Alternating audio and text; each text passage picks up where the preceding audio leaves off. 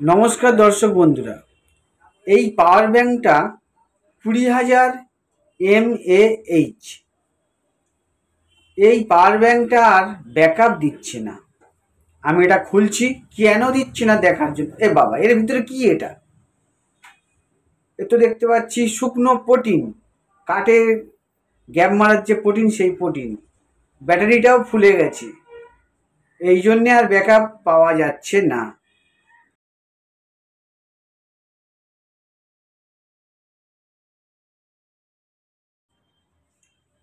এই চার্জিং মডিউলটা দুটো micro USB port আছে, একটা বি টাইপ পোর্ট আছে।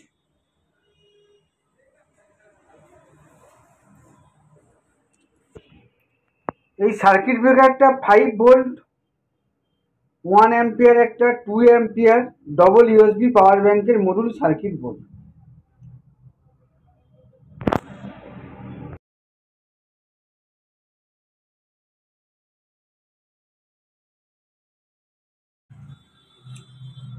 এই পাওয়ার ব্যাংকের ভিতরে এই লিথিয়াম ব্যাটারিটা ছিল।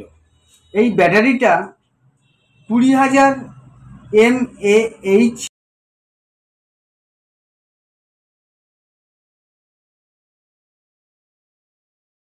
বাস্তবে একটা গ্রাম প্রশ্ন আসে না, এই ব্যাটারিটা 20,000।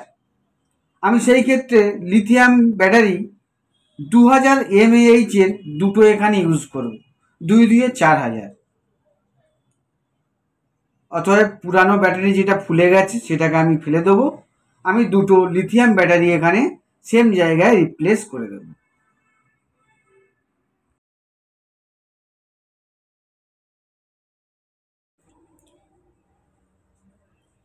ব্যাটারিগুলোকে আমি একটু সোল্ডারিং করে নেব, মানে তারের সঙ্গে সংযোগ করে নেব, যাতে আমার সেটিং করতে খুব সুবিধা হয়।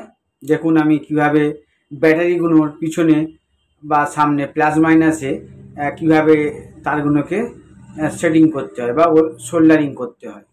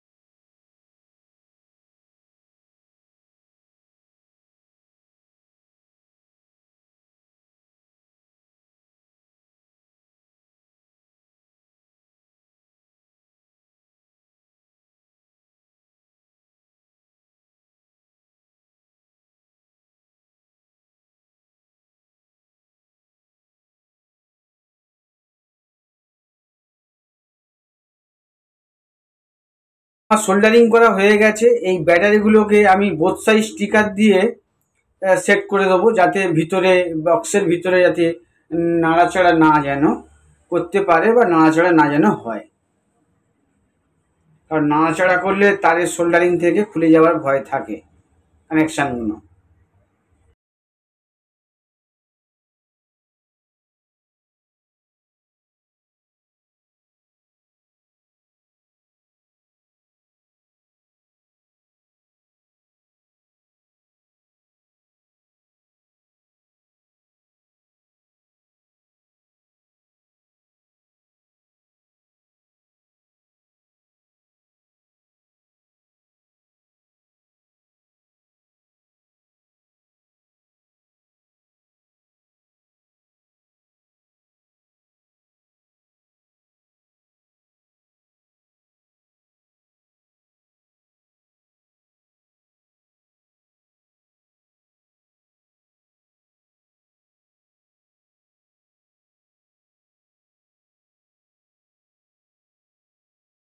সার্কিট বোর্ডটার সঙ্গে এখন ব্যাটারির প্লাস মাইনাসের যে তারটা আছে সে দুটোকে সংযোগ করে দিচ্ছি।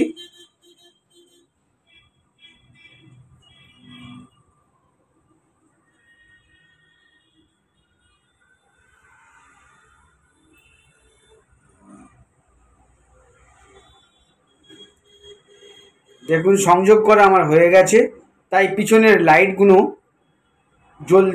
জ্বলছে।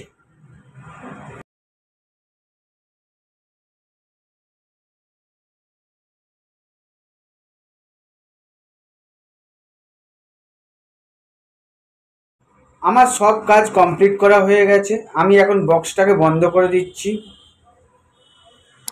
এবারে পাওয়ার ব্যাংকটাকে আমি রিচার্জ করব, যে চার্জার দিয়ে পাওয়ার ব্যাংকটা রিচার্জ করব। রিচার্জ হচ্ছে, লাইটও জ্বলছে।